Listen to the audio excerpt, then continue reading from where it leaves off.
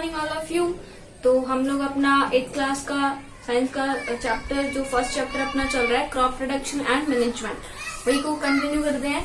तो crop production and management में हम लोगों ने स्टेप्स पढ़े थे कि जो हम लोग क्रॉप प्रोडक्शन करते हैं उसके 7 स्टेप थे। तो इसमें से हम लोगों ने सॉइल जो फॉर्मेशन है कि सॉइल को सबसे पहले फॉर्म किया जाता है कि कैसे मतलब उसको उसकी लूजनिंग की जाती है, लेंथनिंग की जाती है, वो सब किया जाता है। तो वो पढ़ लिया था। उसके बाद उसका second step irrigation, manure and fertiliser addition, वो सारे हम लोगों ने वो स्टेप्स पढ़ लिए। जो नेक्स्ट हमारे जो उनके मेथड्स के बारे में भी हम लोगों ने पढ़ा कि ट्रेडिशनल मेथड कौन से होते हैं और जो अभी मॉडर्न मेथड कौन से चल रहे हैं इन सबको करने के लिए। ठीक है, नेक्स्ट जो हम लोग आज है नेक्स्ट जो हम लोग हार्वेस्टिंग स्टेप्स के बारे में कंप्लीट करेंगे कि हार्वेस्टिंग स्टेप कैसे किया जाता है और हम लोग आज पढ़ेंगे। तो आज आपके जो यहाँ पे वर्ड मीनिंग है वो ये है। प्रोटेक्शन का मतलब आपको पता है, सुरक्षा देना। वीड, खरपतवार, ये क्या होते हैं? जैसे ही मान लो हमारी क्रॉप जो हमें क्रॉप है उस क्रॉप में जो एक्स्ट्रा प्लांट्स आ जाते हैं उनको बोलते हैं वीड्स। और अनडिजायरेबल मतलब अवांछित। तो अवांछित जो होते हैं मतलब जिन्हें हमें नहीं चाहिए होता है वो प्लांट्स भी एक्स्ट्रा में उग जाते हैं, उनको बोलते हैं अनडिजायरेबल। विडिसाइड तो क्या होते हैं? कीटनाशक। मतलब इन ये जो अनडिजायरेबल प्लांट्स आ जाते हैं इनको मिटाने के लिए इनके ऊपर डाली जाती है, उसको बोलते हैं कीटनाशक। स्प्रेड, छिड़काव। और यहाँ पर हार्वेस्टिंग का मतलब कटाई, यानी कि जब हमारी क्रॉप पूरी तरह से प्रोड्यूस हो जाती है उसके बाद उसकी कटाई की जाती है। That process is called harvesting process. ठीक है, तो हम लोग अपने चैप्टर में पढ़ेंगे कि नेक्स्ट अब हम लोग अपना क्रॉप को आगे कैसे लेके जाएंगे। हमने इरिगेशन तक पढ़ लिया। ठीक है, अब इरिगेशन के बाद क्या करेंगे? हार्वेस्ट करेंगे। ठीक है, तो now let's start the chapter. हाँ तो स्टूडेंट्स, हम लोग अपना 8th क्लास का ये चैप्टर है क्रॉप प्रोडक्शन मैनेजमेंट पढ़ रहे थे। इसमें 7 स्टेप्स जो आते हैं उसके बारे में हम लोग पढ़ रहे थे। तो लास्ट स्टेप जो हम लोग इरिगेशन जो स्टेप है वो हमारा, उसके बारे में हम लोगों ने देखा था, डिस्कस किया था। उसके बाद source of irrigation, traditional method और स्प्रिंकलर मेथड ये करा दिए थे क्या?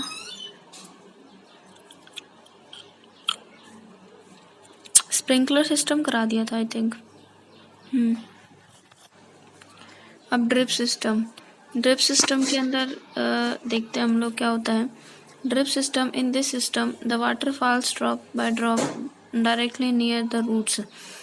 इसके अंदर क्या होता है? ड्रिप सिस्टम के अंदर जो वाटर जो होता है वो ड्रॉप करके जो रूट्स होती हैं उसी में डाला जाता है। So it is called drip system. It is the best technique for watering fruit plant. जो फ्रूट के जो प्लांट्स होते हैं उनको वाटर देने का ये बेस्ट मेथड होता है। Gardens and trees, water is not wasted at all. इसमें वाटर वेस्ट भी नहीं होता।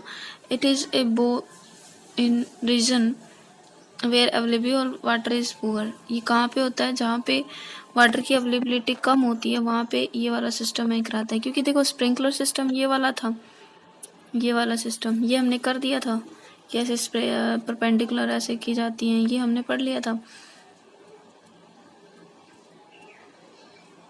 ड्रिप सिस्टम के अंदर ये ऐसे मशीन लगाई, ये अभी यहाँ पर देखो नीचे देखो, ये नीचे है ना, नीचे ये। अब यहाँ रूट्स में ही क्या किया जाता है? डायरेक्टली वाटर दिया जाता है। उसके बाद में प्रोटेक्शन ऑफ वीड का प्रोटेक्शन, वीड से मतलब जो एक्स्ट्रा प्लांट्स निकल आते हैं हमारी क्रॉप के अंदर, वहाँ पे कैसे उनको प्रोटेक्शन किया दिया जाता है। Boojho and Paheli went to near by wheat field. Boojho और जो पहेली थे वो कहाँ गए? नियर बाय जो उनका जो भी फील्ड था वहाँ पर गए। And show that there were some other plant in the field. और उन्होंने देखा कि वीट प्लांट के साथ साथ कुछ और प्लांट्स भी हैं growing along the wheat plant, जो कि वीट प्लांट के साथ साथ क्या अलोंग मतलब उनके साथ साथ ग्रो कर रहे हैं। Have these other plants been planted purposely. अब क्या इनको एक उद्देश्य से लगाया गया है या फिर उसको ऐसे ही लगाया गया है?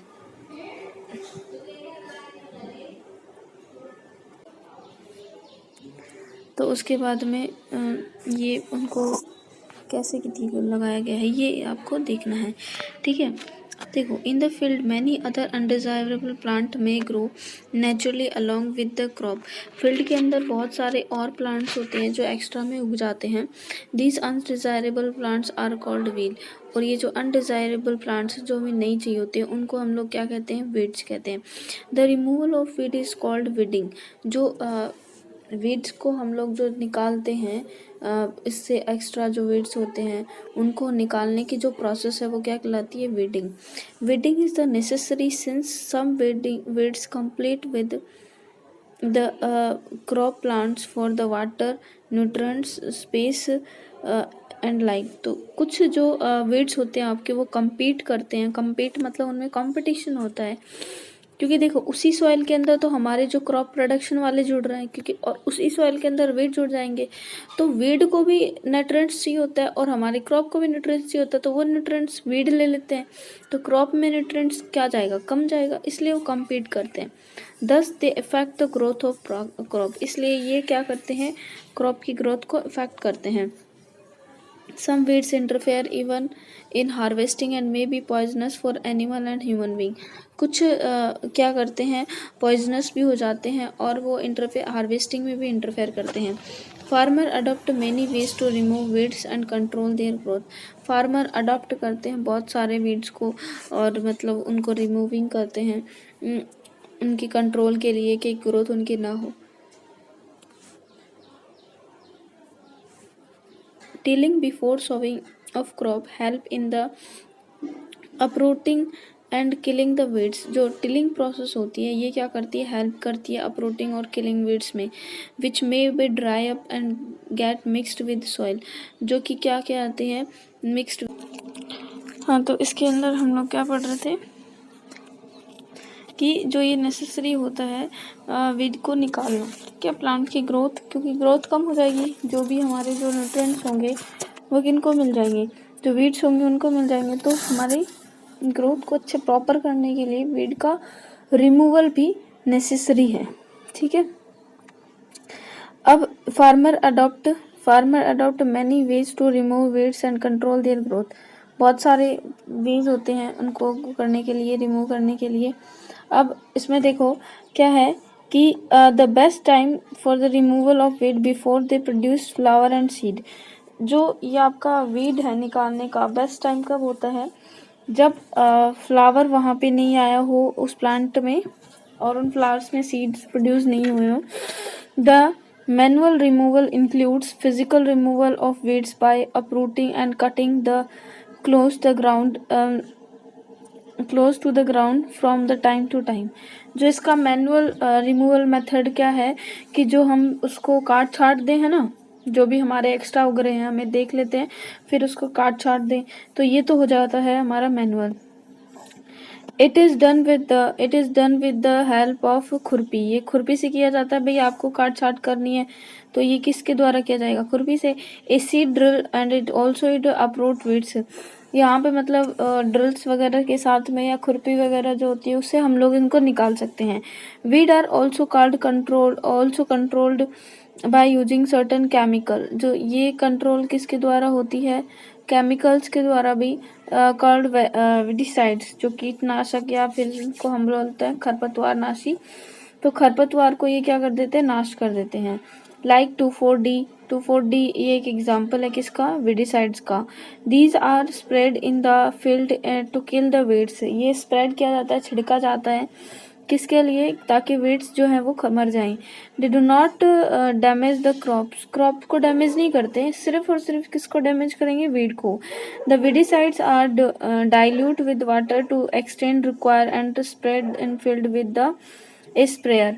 मतलब क्या होता है कि जो जैसे वीडिसाइड हमने लिया, ठीक है, इसमें फिर इसको पानी के अंदर मिला दिया और फिर इसको पूरे फील्ड के अंदर हम लोग क्या कर देंगे, ऐसे छिड़काव कर देंगे। उसके बाद अगर हम देखें तो ये देखो स्प्रे कर रहा है ना, आपको दिख रहा होगा इस डायग्राम के अंदर स्प्रे कर रहा है, ठीक है। तो ये वीडिसाइड्स है। अब do weedicides have any effect on the person handling the weedicides? इसका मतलब क्या है कि जो पर्सन, जो मतलब जो आदमी है या फिर जो भी मान लो वर्कर है जो काम कर रहा है, अगर उसको कोई हार्मफुल या फिर उसको कोई इफेक्ट होगा क्या उस वेडिसाइड से, ये बुझो सोचता है। As already mentioned, the weedicides are spread during the vegetative growth of weeds. कब किया जाता है इनका छिड़काव? जब उनकी वेजिटेटिव ग्रोथ होती रहती है of beads before flowering of seed and formation, यानी कि जब उनकी फ्लावरिंग होनी होती है या उनका सीड नहीं बना होता उससे पहले पहले। स्प्रेइंग ऑफ विडिसाइड्स में effect the health of farmer, ये हो भी सकता है, इफेक्ट कर भी सकती है।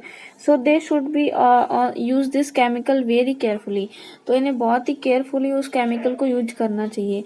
दे should cover their nose and mouth with the piece of cloth during spraying this chemical, यानी इस केमिकल को छिड़कते टाइम उनको अपना मुंह जो होता है वो कवर कर लेना चाहिए। अब हम लोग का क्या हो गया, क्रॉप प्रोड्यूस हो गई। ओके, क्रॉप प्रोड्यूस कर ली, उसकी हमने सिंचाई भी कर ली, उसमें जो वीड्स थे उसको भी निकाल लिया। अब हम क्या करेंगे, हार्वेस्टिंग यानी कि कटाई। ठीक है, तो harvesting of A crop is an important task, ये बहुत इंपॉर्टेंट टास्क है। The cutting of crop after it is mature is called harvesting, यानी जैसे ही वो मैच्योर हो जाती है उसके बाद उसकी जो कटिंग की जाती है वो कटिंग प्रोसेस क्या कहलाती है, आपकी harvesting. In harvesting crop are pulled out or cut close to the ground, मतलब क्या किया जाता है, जो क्रॉप होती है उसको निकाला जाता है बाहर और यहाँ पर मतलब या फिर आप लोग बोल सकते हो जो ग्राउंड है उससे निकाला जाता है। It usually takes 3 to 4 month for a cereal crop to mature, मतलब 3 से 4 महीनों में वो क्या होती है, सीरियल क्रॉप मैच्योर जाती है। Harvesting in our country is either done manually by sickle, यानी कि ये जो आपका सिकल है दिख रहा है आपको, ऐसा हंसी जैसी आकृति का है ना, तो ये तो या इस जैसी होता है, और बाय ए मशीन कॉल्ड हार्वेस्टर, या तो इससे किया जाता है और या फिर मशीन से भी कर सकते हैं। In the harvested crop the green seeds needs to be spreaded, जो हार्वेस्टेड जो क्रॉप होती है, जो हमारी कटी हुई जो क्रॉप होती है, the grain seeds need to be separated, जो तो उनमें जो सीड्स है उनको सेपरेट कर लिया जाता है फ्रॉम द चाफ, जो भी आपका जो होता है उसके अंदर से। This process is called threshing, उस प्रोसेस को क्या कहते हैं हम लोग, थ्रेशिंग, यानी दानों को बाहर निकालना। थ्रेशर मशीन होती है ना, उससे दाने बाहर निकल आते हैं। This is carried out with the help of machine called combine, इससे भी क्या जाते हैं, which is in fact harvester as well as thresher, तो या तो वो थ्रेशर हो सकती है हार्वेस्टर। ऐसे ही देखो ये आपकी मशीन देखी हुई भी होगी और फार्मर्स में ये अच्छे से पता होती है कि क्या मतलब इसका होता है। ठीक है, अब देखो नेक्स्ट अगर हम देखें तो नेक्स्ट जो हमारा प्रोसेस होता है वो क्या होगा, स्टोरेज। ठीक है, उससे पहले देखो ये पहेली क्या सोचती है, पहली सोचती है कि after harvesting some time stub are left in the field, कुछ जो होते हैं स्टब्स वो लेफ्ट हो जाते हैं, मतलब रह जाते हैं, which are the burnt by farmer. Paheli is worried, Paheli tension में है। She knows that it causes pollution, वो जानती है कि ये पोल्यूशन को क्रिएट करते हैं। It may also catch fire and damage the crop lying in the field, या तो ये क्या कर सकते हैं, फायर को कैच कर सकते हैं और जो पूरी जो क्रॉप है जो आपकी फील्ड के अंदर है उसको पूरी को खराब कर सकते हैं। Farmer with small holding of land do separation of the grain and chaff by winnowing, जिनके पास थोड़ी छोटी लैंड होती है ना, थोड़ी लैंड होती है, वो कौन सी प्रोसेस से ग्रेन और चेफ को अलग अलग करते हैं, विनोइंग प्रोसेस से। You have already studied in class 6, जिसको आपने क्लास 6 के अंदर पढ़ लिया है। ठीक है, नेक्स्ट जो हमारी प्रोसेस आएगी वो हो जाएगी हमारी स्टोरेज की। स्टोरेज जो है वो क्या प्रोसेस होती है, देखो उससे पहले आप देखो क्या है, हार्वेस्ट फेस्टिवल क्या है। After 3 or 4 month of hard work, मतलब 3-4 महीने के हार्ड वर्क के बाद क्या होती है, हमारी क्रॉप वो जाती है, पक जाती है ना, तो the sight of golden fields is standing crop laden with grain, मतलब वो क्या होती है, उसमें ग्रेन्स वगैरह आ जाते हैं। फिल्स the hearts of farmer with Joy and sense of well being, तो जो भी फार्मर्स है वो बहुत सारे खुश हो जाते हैं और उनके हार्ट्स जो होते हैं वो बहुत आनंदित हो जाते हैं। The efforts of the past season have borne fruit and it's times to relax and enjoy little। और जब फ्रूट्स निकलने शुरू हो जाते हैं तो वो टाइम बहुत खुशी का होता है और उस टाइम थोड़ा सा इंजॉय करने का होता है कुछ टाइम के लिए। The period of harvested is thus the great joy and happiness in all the parts of India. जब हार्वेस्टिंग की जाती है यानी कटाई की जाती है तो बहुत ही खुशी का पल होता है। Man and women celebrate it with the great and स्थीमियस special festival associated with the harvested season are called Pongal. उसको हम लोग क्या कहते हैं? पोंगल। बैसाखी, होली, दिवाली और नबन्या एंड बिहू, तो ये सारे जो हैं ये फेस्टिवल इनको क्या किए जाते हैं? बनाए जाते हैं। ओके, तो नेक्स्ट जो हमारा आता है वो आता है स्टोरेज का। तो स्टोरेज प्रोसेस हम लोग पढ़ेंगे नेक्स्ट क्लास में। नेक्स्ट क्लास में आपका चैप्टर हो जाएगा कंप्लीट। ओके, तो ये आपका फर्स्ट चैप्टर हम लोग कंप्लीट करेंगे नेक्स्ट क्लास में। इतने आप अच्छे से पढ़िए और काम करिए। हाँ, तो स्टूडेंट्स जो आपको चैप्टर में वर्ड मीनिंग लिखाई जा रही है वो अपनी कॉपी में नोट डाउन करिएगा। वर्ड मीनिंग के बाद जो भी मैं आपको होमवर्क बोलती हूँ, जब मैं आपको बुक से रीडिंग करा रही होती हूँ तो उस टाइम पे जैसे मैंने कल 7th क्लास को बोला था, 6th क्लास को, ये जो मैं आपको वो बताती हूँ लास्ट में कि ये आपको डायग्राम बनाना है, ये आपको बनाना है, तो आप उसे अपनी कॉपी में नोट डाउन करेगा। जो भी टेबल फॉर्मेशन के लिए दी जाती है, बुक पढ़ाते टाइम मैं आपको टिक लगवाती हूँ कि ये आपको अपनी कॉपी में नोट करना है, तो वो आप अपनी कॉपी में नोट कीजिएगा, ठीक है। और जो भी आपको होमवर्क के तौर पे दिया जाए उसे होमवर्क को कंप्लीट करना, ठीक है। अपना काम कंप्लीट करके सर को सबमिट कराइए और उसके बाद मैं आपको चेक करके बताऊंगी कि आपने सही किया है कि गलत किया है, ठीक है। तो अपना काम कंप्लीट करना और उसके बाद इसमें जो भी आपको वर्ड्स मीनिंग्स में जैसे स्टार्टिंग में लिखवाती हूँ वो वर्ड मीनिंग भी अपनी कॉपी में करना, लर्न करना उनको, ताकि क्योंकि हम लोग थोड़ी थोड़ी पढ़ेंगे, एक साथ सारी नहीं पढ़ेंगे, पूरे चैप्टर में बहुत सारी हो जाएंगी, ठीक है। तो थोड़ी थोड़ी 8-7 हम लोग पढ़ लेंगे डेली की, उससे आपको पूरा चैप्टर क्या हो जाएगा?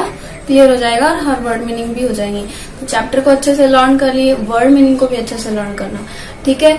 और जो आप काम करते हो उसको वो सर को सबमिट करा देना ताकि वो मतलब मैं आपको चेक करके दे सकूं, ठीक है।